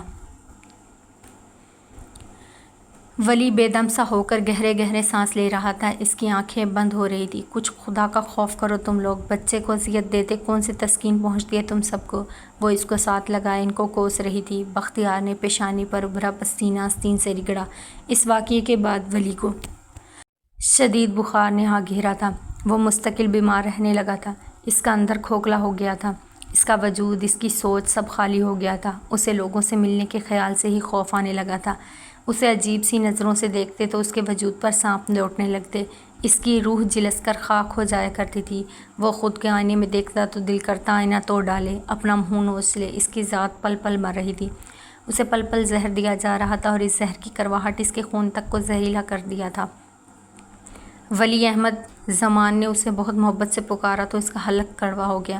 مت کہیں مجھے ولی احمد، نہیں ہوں آپ کے خاندان کا حصہ، ناجائز ہوں میں، گندگی پوٹلی ہوں میں۔ کیوں ان کی زندگی دی آپ نے مجھے سردار بابا؟ اس کی ہچکی ابھری آنکھوں میں نمکین پانی جمع ہونے لگا تھا۔ کیوں کیا آپ نے میری ذات پر احسان؟ کیوں مجھے اپنی پاکیزہ زندگیوں میں جگہ دی سردار بابا؟ میں تو خاک تھا، خاک ہوں، آپ نے مجھے کیوں اس عذاب میں ڈال دیا؟ زبان نے تکلیف سے اس کی بکھرتی شخصیت کو دیکھا۔ کون بد نصیب تھا جنہوں نے اسے معاشرے کے ظالم بھیڑیوں کے حوالے کر دیا تھا۔ بچے میری بات مت کہیں مجھے بچہ، نہیں ہوں میں بچہ۔ اس نے ان کی بات کاٹی تھی۔ اس کا وجود زلزلوں کی زد میں تھا، آواز تک لرز رہی تھی اس کی۔ کیوں اٹھایا آپ نے مجھے مسجد کے دروازے سے؟ اگر اٹھا لیا تھا تو کسی جانور کے آگے ڈال دیتے، مجھے اتنی اذیت تو نہ ہوتی سردار بابا۔ وہ بے اختیار زمین پر بیٹھا تھا۔ اس کے قدموں سے جان ختم ہو رہی تھی۔ زمان نے آگے بڑھ کر اسے خود میں بھینچا، اس کی روشن پیشانی پر بوسہ دیا۔ بس میرا بچہ، کیوں چھوڑ دیا مجھے میرے والدین نے سردار بابا؟ وہ ہچکیوں سے رو رہا تھا۔ میں کتنا بد نصیب ہوں۔ بد نصیب تو نہیں، بد نصیب وہ ہیں۔ مجھے مار دیں سردار بابا۔ وہ اس پر یک دم ہذیانی کیفیت طاری ہو گئی تھی۔ میرا گلا دبا دیا کریں، مار دیں مجھے، یہ احسان میری ذات پر کر دیں، میں آپ کو اپنا خون معاف کرتا ہوں۔ وہ اس کی دہائی پر زمان کانپ کر رہ گیا تھا۔ نہ میرا بچہ، زندگی خدا کی نعمت ہے، اس نے مشکلیں رکھی ہیں تو آسانی بھی ساتھ ہی رکھی ہے۔ یہ مایوسی اچھی نہیں ہے۔ مگر اسے شدید تکلیف کے باعث بخار نے آ گھیرا تھا۔ اسے نشہ آور دوائیں دے کر سلایا۔ زمان کمرے سے نکل آیا۔ بختیار، بختیار، ان کی چنگھاڑتی آواز نے سب کو ہلا کر رکھ دیا تھا۔ جی آغا جان۔ وہ دونوں دوڑتے ہوئے لانچ میں آئے۔ وہ لب بھینچے آگے بڑھے اور دونوں کو زناٹے دار تھپڑ رسید کیا۔ کسی انسان پر ظلم کرتے ہوئے شرم نہیں آئی تم دونوں کو؟ کیا ہو تم دونوں؟ خود کیا ہو؟ کبھی اپنے اس مکروہ وجود کو آئینے میں نظر بھر کر دیکھا ہے؟ وہ دہاڑ رہے تھے۔ خدا کی مخلوق پر ظلم کر کے کون سی برتری حد ثابت کرنا چاہتے ہو؟ تم اسی لیے افضل ہو کیونکہ تمہارے ماں باپ نے تمہیں پالا، بس اسی لیے اتنے اکڑ ہے؟ ارے ڈرو اس کے قہر سے، اس کے عذاب سے۔ وہ رب تمہیں ایسی جگہ پیدا کر دیتا تو کیا کر لیتے تم لوگ؟ یہ گھمنڈ، یہ غرور، یہ خاک ہے سب۔ کوئی اپنی مرضی سے پیدا نہیں ہوا اس دنیا میں۔ اس کو کوستے ذرا سوچا ہوتا تو نوبت یہاں تک ہرگز نہ آتی۔ ان کی آنکھیں سرخ ہو رہی تھی۔ بی جان اور ملازم بھی اکٹھے ہو گئے تھے۔ ہاں تو آپ نے کیوں اس کو گھر میں پالا؟ حسن تایا اور حسین تایا نے تو ایسے کسی لے پالک کو گھر میں نہیں گھسایا۔ پھر آپ کو کیا پڑی ہے زمانے بھر کا گند خود کے سر لینے کی؟ بختیار نے انتہائی بدتمیزی سے کہا تو زمان چند پل ضبط سے اسے دیکھتے رہے۔ جانتا ہوں میں تمہارے منہ میں کس کی زبان بول رہی ہے۔ اچھے لوگوں کے ساتھ اٹھتے بیٹھتے تو کبھی اس قسم کی غلاظت تمہارے منہ کے راستے نہیں نکلتی۔ لیکن بختیار صحیح کہہ رہا ہے آغا جان، اس کا ہمارے گھر میں، ہمارے خاندان میں کوئی حصہ نہیں ہے۔ وہ اس گھر میں کیوں رہ رہا ہے پھر؟ نثار بھی بھائی کی دیکھا دیکھ شیر ہونے لگا تھا۔ زمان کا چہرہ سرخ ہونے لگا۔ جب خدا کسی کی چیز کی استطاعت دیتا ہے نا تو بروز حشر وہ اس استطاعت کی بابت استغفار کرنے کا حق بھی رکھتا ہے۔ میں خدا کے سامنے اور اپنے پرکھوں کے سامنے اس بڑے دن میں مجرموں کو طرح گردن جھکا کر نہیں جانا چاہتا۔ اور رہے تمہارے تایا جان تو وہ اپنے اعمال کے فیصلوں کے خود ذمہ دار ہے۔ وہ اس روز اللہ کو خود جواب دیں گے، میں ان کی جگہ جواب دہ نہیں ہوں گا۔ کوئی کسی کی جگہ جوابداری نہیں کر سکتا، یہ بندے اور رب کا معاملہ ہوتا ہے۔ میں نے اس کو اس کے گھر میں لا کر، اس کی پرورش کر کے، اس کی ذمہ داریاں اٹھا کر اس کی ذات پر نہیں اپنی ذات پر احسان کیا ہے۔ نیکیاں انسان اپنے لیے کرتا ہے، کوئی دوسرا آ کر تمہارے لیے کبھی کوئی کچھ نہیں کرے گا۔ آپ کی نیکیاں آپ کو مبارک ہوں آقا جان، مگر مجھ میں اتنا حوصلہ نہیں ہے کہ اسے برداشت کر سکوں۔ وہ مجھے بلکہ اس گاؤں کے ہر شخص کو ناگوار گزرتا ہے۔ پتہ نہیں آپ کو کون سی نیکی کمانی ہے۔ بختیار نے اپنے باپ سے انتہائی بیزار ہو کر کہا تو زمان زہر خندہ سا مسکرائے۔ اگر کسی کو اس گھر میں ہوتے کسی بھی کام سے مسئلہ ہے تو وہ رہا ہے دروازہ۔ انہوں نے داخلی دروازے کی جانب اشارہ کیا، اور وہ یہاں سے جا سکتا ہے۔ میرے گھر میں صرف وہی ہوگا جو میں چاہوں گا۔ آئندہ مجھے حسن بھائی یا پھر بڑے بھائی کی مثالوں سے قائل کرنے کی گستاخی کی تو پھر میں بھول جاؤں گا کہ میری بھی کوئی اولاد ہے۔ ان کے ٹھنڈے لہجے میں جو آگ بول رہی تھی وہ بختیار کو بخوبی محسوس ہوئی، اور اس کے دل میں ولی کے لیے لاوا پکنے لگا۔ اسے اس سے اتنی نفرت محسوس ہوئی جتنی زندگی میں پہلے کبھی نہیں ہوئی تھی۔ اس کا باپ اسے گھر سے جانے کے لیے کہہ رہا تھا، اور وجہ اور صرف ولی تھا۔ خون اس کی کنپٹیوں میں ٹھوکریں مارنے لگا تو وہ دندناتا ہوا لاؤنج سے اٹھا، اور زمان نے اپنی اولاد کو افسوس سے جاتے دیکھا تھا۔ ناشتے کی طویل ٹیبل پر سارے گھر کے افراد برا زمان تھے، ناشتہ تناول کر رہے تھے۔ آج تو اتوار تھا، مگر بختیار اور نثار دونوں رات کو دیر تک گھر سے باہر رہنے کے باعث اب تک سو رہے تھے، اسی لیے ماحول کا تناؤ نہ ہونے کے برابر تھا۔ زمان احمد نے ناشتے سے ہاتھ روک کر ولی کے زخموں کو دیکھا۔ بی جان بھی اس کے چہرے کی جانب ہی دیکھ رہی تھی، مگر ولی بہت آرام دہ سا لگ رہا تھا۔ اس کے چہرے پر برسوں بعد زمان نے اطمینان کی لہر دیکھی تھی، شاید اسی لیے کہ جس کو مار کر آیا تھا اس نے بہت ظلم کیے تھے اس کی ذات پہ، اور یہ سچ تھا۔ اس ہاتھا پائی کے بعد ولی کے جلتے وجود کو قرار آ گیا تھا۔ نور آباد والی زمین کا کیا بنا ولی؟ زمان نے قصداً اس کے زخموں کو نظر انداز کر کے کہا، مگر بی جان نے اس کے نظر انداز کرنے پر پہلو بدلا تھا۔ میں کر رہا ہوں بات نور آباد والوں سے، آج جاؤں گا ان کے بڑوں سے اس معاملے پر گفتگو کرنے، پھر دیکھیں کیا بنتا ہے۔ اس نے سر اٹھا کر جواب دیا، یہ جانتے ہوئے بھی کہ سب نامحسوس طریقے سے اسے ہی دیکھ رہے ہیں۔ اس نے سب کی نظروں کو یکسر نظر انداز کیا، مگر عمل کی فکر مند سی نگاہیں اس کے چہرے کا طواف کر رہی تھی۔ اس نے سر جھٹکا، جو بھی کرو سوچ سمجھ کر کرنا۔ نور آباد والے بہت خطرناک لوگ ہیں، ان کے بھی بڑے الیکشن بھی لڑنے والے ہیں، اس سارے عرصے میں کسی بھی قسم کے اسکینڈل کو اوائڈ کرنے کی بھرپور کوشش کریں گے وہ۔ تم دھیان رکھنا۔ جانتا ہوں آقا جان، اس مسئلے کو بات سے حل کر لیا جائے تو وہ بہتر ہے، خواہ مخواہ بات بڑھی تو عدالت تک جائے گی، جو ان کی سیاست کی ساکھ کے لیے بالکل نامناسب ہے۔ مگر ولی مجھے نہیں لگتا یہ مسئلہ عدالت کے بغیر حل ہوگا، وہ لوگ اتنی آسانی سے ماننے والے نہیں ہیں۔ زمان کے چہرے پر سوچ کی لکیریں ابھری تو اس نے انہیں سکون سے دیکھا۔ وہ جو بھی کریں گے بابا، دونوں جانب سے نقصان ان کا ہی ہے۔ اس نے نیپکن سے لب تھپتھپائی اور پلیٹ پرے کی۔ ابھی ان کے حلق میں انتخابات کا وقت ہے، اور پھر دوسری طرف اس علاقے کا تھانے کا ایس پی میرا دوست ہے، کوئی بھی حرکت ان کو ہی نقصان پہنچائے گی۔ جب ایک جانب سے ہاتھ بڑھایا جا رہا ہو تو دوسری جانب سے ہاتھ آ جاتے ہیں۔ تمہیں یقین ہے کہ وہ ایس پی دوست ہے تمہارا؟ ان کے سوال پر اس کی سنجیدگی کچھ اور گہری ہوتی چلی تھی، جیسے وہ بہت کچھ سوچتا رہا ہو، جیسے اسے اندازہ ہو اس سارے معاملے کا۔ اس دور میں کون دوست ہوتا ہے آقا جان؟ اس نے نسواری آنکھوں سے آقا جان کو دیکھا تو ناسمجھی سے اسے دیکھنے لگا، اور دیکھ تو ناسمجھی سے اسے بی جان بھی رہی تھی۔ فکر مندی سے مضطربانہ انداز میں ناشتہ چھوڑے۔ جس طرح کا دوست وہ میرا ہے، جس وجہ سے ہے، آپ بخوبی جانتے ہیں سردار بابا، یہاں ہر ایک کو قابو کرنے کی ایک خاص تکنیک ہے۔ ویسے بھی ان پولیس والوں کی تو اپنی زندگیاں اتنی آلودہ ہوتی ہیں، یہ کیا معاملات کو مزید الجھائیں گے۔ آپ بے فکر رہیے، کام ہو جائے گا۔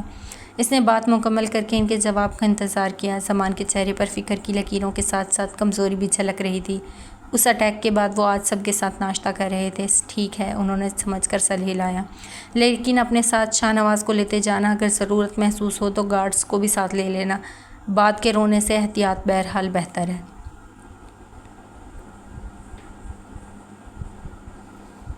انہوں نے بہت تاکید سے کہا تو اس نے اثبات میں ہلا دیا۔ جیسا آپ کہیں ویسا ہی ہوگا سردار بابا۔ اچھا، انہیں بے اختیار کچھ یاد آیا تو ولی نے انہیں دیکھا۔ علامہ دین صاحب کی بیٹی کے کیس کا کیا ہوا؟ پچھلی پیشی پر شاہ نواز کہہ رہا تھا معاملات کچھ خاص آگے نہیں بڑھے، لگتا ہے جیسے وہ اس معاملے کو لٹکانا چاہتے ہیں۔ ان کے کہنے پر اس نے بھی سر ہلایا، پھر کہنے لگا، میں گیا تھا پچھلی پیشی پر، معاملات واقعی اٹکے ہوئے ہیں سردار بابا۔ علامہ صاحب کی بیٹی کو پیشی کے لیے بار بار بلایا جا رہا ہے، جس کا صرف ایک ہی مطلب ہے کہ وہ اس کیس کے ذریعے انہیں ذہنی اذیت پہنچانا چاہتے ہیں تاکہ وہ تنگ آ کر کیس ہی واپس لے لیں۔ میں دیکھتا ہوں اس مسئلے کو بھی، آپ فکر مت کریں۔ بہت ذمہ داری سے کہہ کر اس نے زمان کی پریشانی اپنے سر لے لی تھی۔ وہ ان کا جتنا بھی احترام کرتا، ان کی جتنی بھی خدمت کرتا، وہ کم تھی۔ انہوں نے اسے عزت دی تھی، اور اس کے مقابل میں یہ کام کچھ بھی نہیں تھے۔ صحیح جیسے کوئی پروگریس ہو مجھے آگاہ کرنا۔ علامہ صاحب بہت پریشان تھے پہلے ہی اس مسئلے کی وجہ سے۔ فکر مندی سے کہہ کر انہوں نے بھی ہاتھ نیپکن سے صاف کیے اور پھر زمانی بیگم کو اشارہ کیا۔ ان کے اشارے پر بی جان نے جھٹ سے گرم گرم چائے کپ میں اڈھیلی۔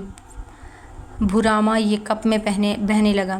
اب اجازت چاہوں گا سردار بابا۔ وہ انہیں کچھ پل دیکھتا رہا، پھر کوئی کام نہ ہونے کی وجہ سے اٹھنے لگا تو بی جان یکدم بولی، یہ زخم ولی، یہ کیسے آئے تمہیں؟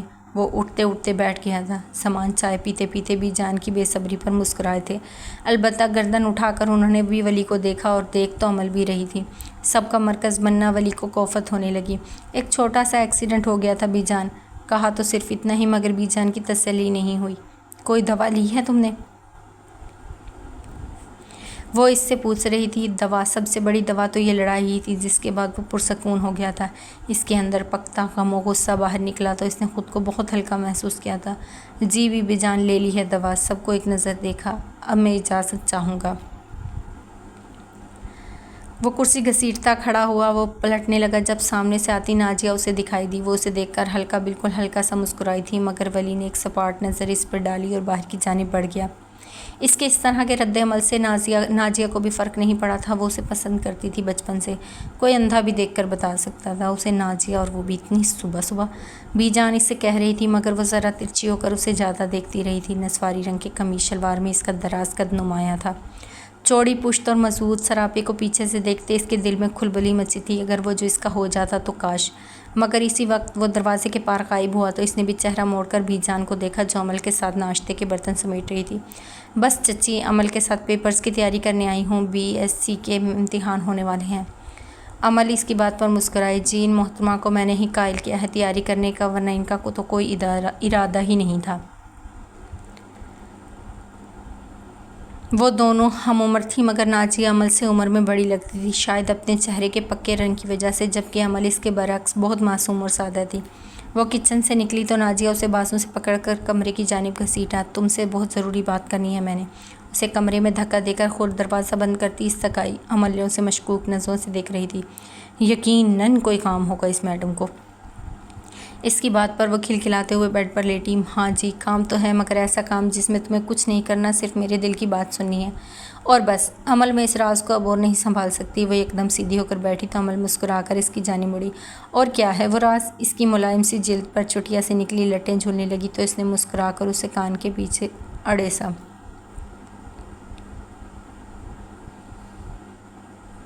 اف، کیسے بتاؤں؟ نازیہ نے مضطرب ہو کر ہاتھ رگڑے تو اس نے آنکھیں چھوٹی کی۔ قتل تو نہیں کر دیا کسی کو؟ اس کے پوچھنے پر وہ ہنسی تھی، مگر اس کے گالوں میں گھلتا گلال عمل کو کوئی اور داستان سنانے لگے تھے۔ عمل، میں ولی سے محبت کرتی ہوں، بہت امید سے اس نے اس کی جانب دیکھ کر کہا تو عمل اس کو چند پل لگے سمجھنے میں، اور جب اس کو سمجھ آیا تو اس کا دل ڈوب کر ابھرا۔ کیا مطلب؟ اس نے بامشکل خشک پڑتے گلے کو ترک کیا۔ دل اب تک کانوں میں دھک دھک کر رہا تھا۔ ہاں عمل، میں اس سے محبت کرتی ہوں، بہت محبت کرتی ہوں۔ ابھی سے نہیں، بچپن سے کرتی ہوں، تب سے کرتی ہوں جب مجھے پتہ بھی نہیں تھا کہ محبت کا مطلب کیا ہوتا ہے۔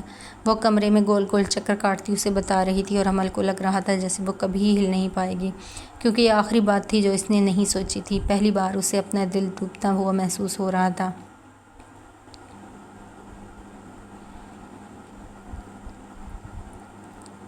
یہ تو اس نے سوچا ہی نہیں تھا کہ ولی سے کوئی اور بھی محبت کر سکتا ہے، اور جب اسے پتہ چلا تھا تو اسے اپنے وجود میں خاموشی پھیلتی ہوئی محسوس ہوئی تھی، بھیانک خاموشی۔ شاہ نواز، گاڑی نکالو۔ وہ نسواری آنکھوں کو چشمے سے ڈھکتا آفس میں داخل ہوا تو شاہ نواز بے اختیار اٹھا۔ ولی سر، تھوڑی دیر پہلے قاتنہ بی بی آئی تھی۔ نام سن کر وہ بے اختیار سا مڑا تھا۔ کیوں؟ ان کا بچہ ہاسپٹل میں ہے، ان کی طبیعت بہت خراب ہے، ڈاکٹرز کہہ رہے ہیں اسے شہر لے کر جانا ہوگا۔ فکر مندی سے پریشانی کو چھوتا وہ موبائل نکال کر اپنی چند نمبر ڈائل کر رہا تھا۔ قاتنہ اس گاؤں کی جوان بیوہ تھی جس کا شوہر زمینی مسلوب میں مارا گیا تھا۔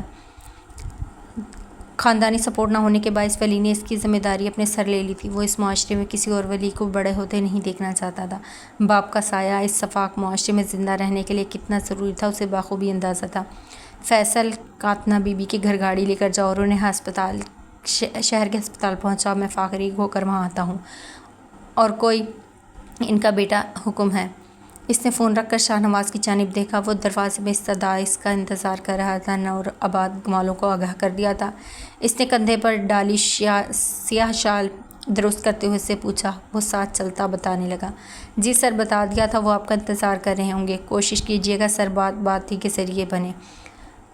جانتا ہوں، خیر یہ اتنی بھیڑ کیوں اکٹھی کر رکھی ہے تم نے؟ اس نے گاڑی میں بیٹھتے باہر گارڈز کو دیکھ کر استفسار کیا تو شاہ نواز گاڑی چابی گھماتے بتانے لگا، یہ سردار بابا کا حکم تھا ولی۔ اس نے ایک پل کے لیے بیک ویور میں اسے دیکھا تو اس نے گہرا سانس لے کر اس بات میں سر ہلایا اور اسے چلنے کا اشارہ کیا۔ یہ نور آباد میں داخل ہوا تو پورے گاؤں میں ہلچل سی مچ گئی۔ لوگ اپنے اپنے کچے گھروں سے باہر نکل کر اس لاؤ لشکر کو دیکھ رہے تھے جو ولی کی گاڑی کے پیچھے سینکڑوں گاڑیوں میں چلا آ رہا تھا۔ اس نے سپاٹ نظروں سے گاؤں کے مکینوں کو دیکھا اور گاڑی رکنے پر دروازہ کھول کر باہر نکل آیا۔ بڑی سی اونچی حویلی کے باہر اس کے استقبال کو بہت سے ملازم تھے۔ اس نے سر ہنس بات میں ہلایا اور کی ان کی میت میں چلتا حویلی کے اندر داخل ہوا۔ رتبے اور امارات میں وہ زمان احمد خان کے خاندان سے کہیں پیچھے تھے، مگر شاید اپنی دھاک انہوں نے جانیں لے کر قائم کر رکھی تھی۔ اس کے پیچھے اس کے سارے گارڈز تھے۔ بیٹھک کے باہر سب گارڈز کو اندر جانے سے روکا گیا تو اس نے سر کے اشارے سے انہیں اجازت دی۔ البتہ شاہ نواز اس کے ساتھ ہی اندر داخل ہوا تھا۔ گاؤں کے وڈیرے ارباز شاہ گھنی مونچھوں کو تاؤ دیتا اسے سرد نگاہوں سے گھور رہا تھا۔ آس پاس گاؤں کے بہت سے نامور لوگ بھی بیٹھے تھے جو ہر پنچایت میں شاید اہم جانے جاتے تھے۔ ان کا یوں ساتھ بیٹھنا صاف ہی ظاہر کرتا تھا کہ انہیں اس کا مطالبہ ہرگز بھی اچھا نہیں لگا تھا۔ وہ مسکراتا ہوا اس کے سامنے رکھی کرسی پر بیٹھا تھا۔ شاہ نواز اس کے ساتھ کھڑا ہو گیا تھا۔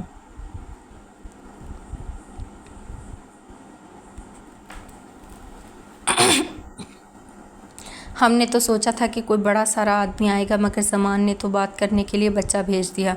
اس کی کموری پر چوٹ کرتا وہ سیدھا ہوا تو ولی کی مسکراہٹ گہری ہوئی۔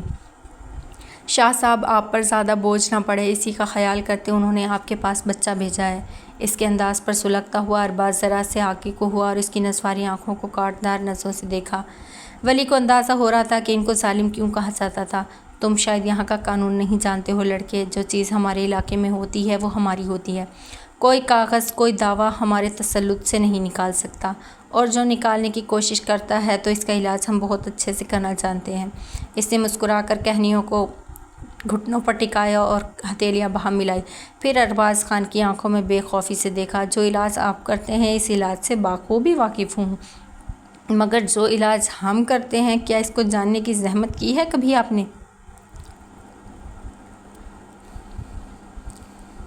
ماحول میں عجیب سا تناؤ در آیا تھا۔ ہر ایک ٹٹکی باندھے وہ دو نفوس کو دیکھ رہا تھا جو ماحول سے بے نیاز ہو کر ایک دوسرے کی آنکھوں میں آنکھیں ڈالے ہر وار کے لیے تیار تھے۔ تو پھر اس میں جیتے گا وہی جو وار کرے گا۔ ارباز شاہ کا دماغ اس کے جواب پر بھن آیا تھا۔ اور تم تو پھر ذرا سے ہو، کتنی زندگی ہوگی تمہاری زیادہ سے زیادہ؟ 24 سال، مجھے دیکھو 60 سال کا ہوں میں، 8 قتل کیے ہیں میں نے اور آج تک۔ اس کی آواز بلند ہوئی۔ ولی ویسے ہی بیٹھا تھا، بے تاثر، سپاٹ چہرہ، البتہ چہرے پر ٹھنڈی مسکراہٹ تھی، آگ جیسی۔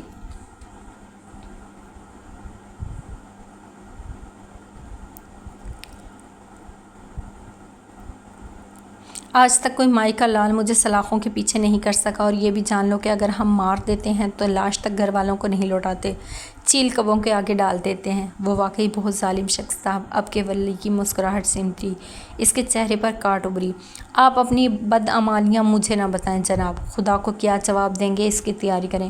ویسے بھی میں اپنی چیز لینے آیا ہوں، اپنی چیز لے کر جاؤں گا۔ سیدھی طرح سے بات نہیں بنی تو ٹیڑھی ہی صحیح، لیکن یہ آپ طے کریں گے کہ آپ کیسا معاملہ چاہتے ہیں۔ میں آپ کو 2 راستے بتا دوں گا، آپ کون سا راستہ اختیار کریں گے یہ فیصلہ آپ کا ہے۔ اس نے ابلتے غصے کو قابو کر کے بڑے ٹھنڈے انداز میں آگے والے پر سیسا اونڈیلا تھا۔ ارباز شاہ کی آنکھیں ہت تک پر سرخ ہوئیں۔ ہم باتوں کو دہرانے کے عادی نہیں ہیں لڑکے۔ اس کی گرج پر کمرے میں خاموشی کے باعث سناٹا محسوس ہوا تھا، مگر ولی ویسا ہی بیٹھا رہا۔ وہ اس سب کے لیے ذہنی طور پر تیار ہو کے آیا تھا۔ میری لاش کے لیے کوئی میرا انتظام نہیں کرے گا شاہ صاحب، اتنا میں آپ کو بتا دوں، اور یہ بھی کہ جس کے آگے پیچھے کوئی نہیں ہوتا تو اس کائنات کا سب سے مشکل شکار ہوتا ہے۔ آگے آپ جو چاہیں، مگر میں معاملہ بات سے ہی طے کرنا چاہتا ہوں۔ کمزوریاں آپ کی بھی ہیں اور میری بھی، دوستیاں آپ بھی رکھتے ہیں اور میں بھی، لڑنا آپ بھی جانتے ہیں اور میں بھی۔ تو وہ سیدھا ہوا۔ بہتر یہی ہے کہ مسئلے کو بڑھانے کے بجائے انصاف کی بات کی جائے اور جلد از جلد اس معاملے کو ختم کیا جائے، ورنہ سیاست میں آپ کے چڑھتے مقام کو پیر سے کچلتے مجھے بالکل بھی افسوس نہیں ہوگا۔ آخر میں اس کا انداز وارننگ دینے والا تھا، مگر آگے بھی وہ لوگ تھے جنہیں شاید ڈر سے کبھی ہی شاید ہی واسطہ پڑا تھا۔ اس کی باتوں کو ہنس کر ہوا میں کر دیا۔ دیکھو تو اب یہ ذرا سا لڑکا ہمیں بتائے گا کہ آگ کی جنگ میں زندہ کیسے رہا جاتا ہے۔ لڑکے ہنستے ہنستے وہ ایک دم کرایا تو ولی نے اسے دلچسپی سے دیکھا۔ تم جیسے آئے تھے اور بہت گئے ہیں، تم جیسوں کو تو ہاتھ سے پڑی دھول کی طرح اڑا دیتے ہیں ہم، اس لیے جو بھی ارادے لے کر آئے ہو ابھی کے ابھی پلٹ جاؤ، ورنہ اپنی ٹانگوں پہ واپس جانا تمہیں نصیب نہیں ہوگا۔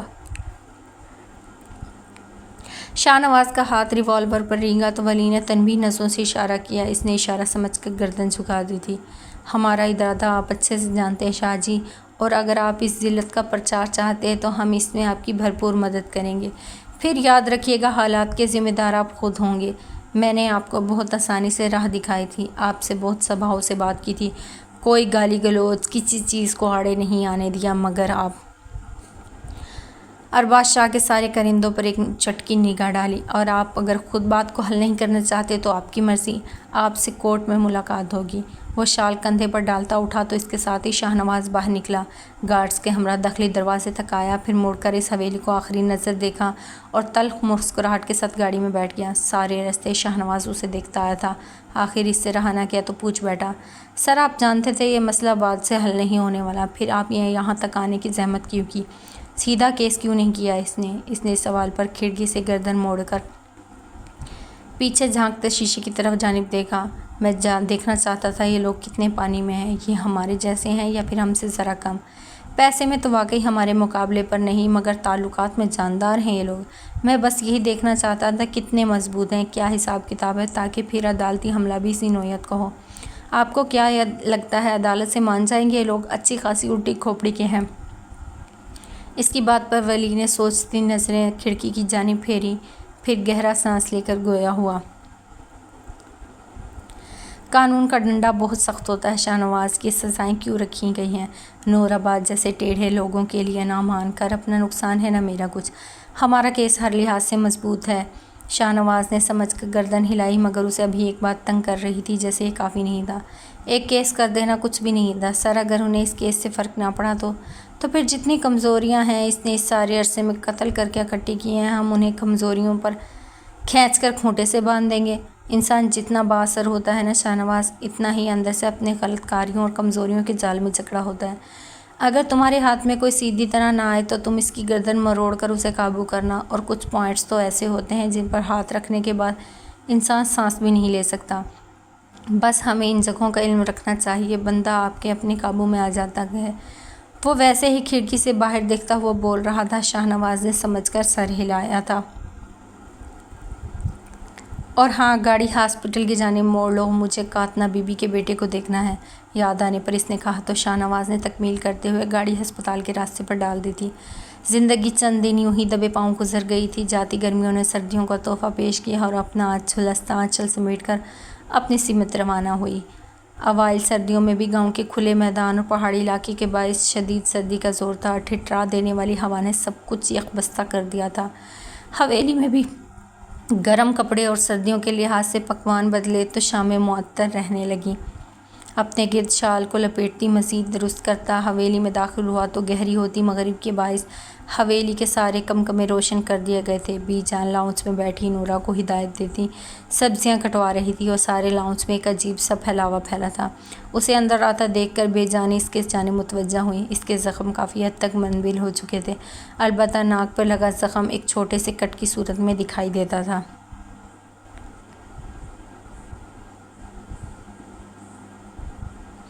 ولی بیٹا، امل اور نازیہ کو شادی میں لے کر جانا ہے، ساتھ والے گاؤں میں شادی ہے ان کی بچپن کی سہیلی کی۔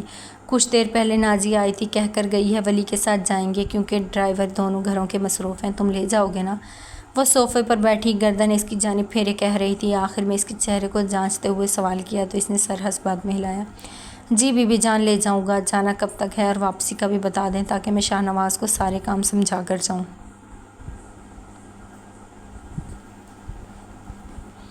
اس نے ادب سے کہہ کر انہیں دیکھا تو وہ عمل کو آوازیں دینے لگی۔ اتنے دنوں میں ولی کا سامنا عمل سے آج ہو رہا تھا، اس کا دل بے اختیار مچلا۔ عمل شاید تیار ہو رہی تھی، اسی لیے دونوں ہاتھوں سے کان میں جھمکے ڈالتی دوپٹے سے بے نیاز لاؤنج میں آئی تو ولی کے کان سرخ ہوئے۔ اس نے بے ساختہ رخ موڑا تھا، وہ بھی گھبرا کر دوبارہ اپنے کمرے میں دوپٹہ لینے دوڑی تو کام کرتی نورا ہنس پڑی۔ سب کچھ ذرا سے لمحوں میں ہوا تھا، بی جان کو خبر نہیں ہوئی اور بہت کچھ ہو گیا تھا۔ ارے کہاں رہ گئی ہے عمل، کب سے آوازیں دے رہی ہوں، مجال ہے جو یہ لڑکی سن لے ایک آواز میں، بی جان نے بلند آواز میں کہا تو اس بار دوپٹے کو سر تک ڈالے لاؤنج میں آئی۔ اس کا دل کانوں میں دھک دھک کر رہا تھا، وہ اس وقت زمین میں سما جانا چاہتی تھی۔ ولی موبائل پر جھکا بٹن دبا رہا تھا کیونکہ ابھی اسے دیکھنے کا مطلب تھا اسے اور کنفیوز کرنا۔ ارے بتاؤ ولی کو کب تک جانا ہے اور کب تک واپسی ہوگی؟ عمل کے چہرے پر ناسمجھی پھیلی دیکھ کر بولی۔ ولی کیوں؟ بی جان نے کٹی سبزیوں کو الگ کر کے رکھا، پھر اسے دیکھا جو دوپٹے سے سارا وجود ڈھکے اسے ناسمجھی سے دیکھ رہی تھی۔ نازیہ کہہ کر گئی تھی ولی کے ساتھ جائیں گے، گھر کے ڈرائیور فارغ نہیں ہیں اسی لیے۔ اس نے تمہیں نہیں بتایا؟ انہوں نے ہاتھ روک کر پوچھا تو اس کی آنکھوں نے بے ساختہ ولی تک سفر کیا۔ اس کا دل پھر سے ڈوب کر ابھر رہا تھا۔ کیا ولی بھی نازیہ کو؟ اس کے آگے اس سے سوچا بھی نہیں گیا تھا۔ بس تھوڑی دیر میں نکلنا ہے، واپسی کا وقت 9 بجے تک ہے، اس نے بمشکل گلا کھنگار کر کہا تو ولی سر ہلاتا اٹھا۔ بی جان میں ذرا شاہ نواز کو سمجھا دوں پھر آتا ہوں۔ وہ باہر کی جانب بڑھا تو عمل سفید چہرہ لیے بوجھل دل کے ساتھ لاؤنج سے پلٹ آئی۔ اس کا دل کہیں بھی جانے کو نہیں چاہ رہا تھا، اسے بس بند کمرہ چاہیے تھا اور ڈھیر سارا رونا تھا، مگر مجبوری میں سر سے دوپٹہ اتار کر وہ آئینے میں کھوئی کھوئی نظروں سے دیکھتی بالوں کو سنوارنے لگی۔ اس کے دل پر بہت سا بوجھ آ گرا تھا۔ جب تک تیار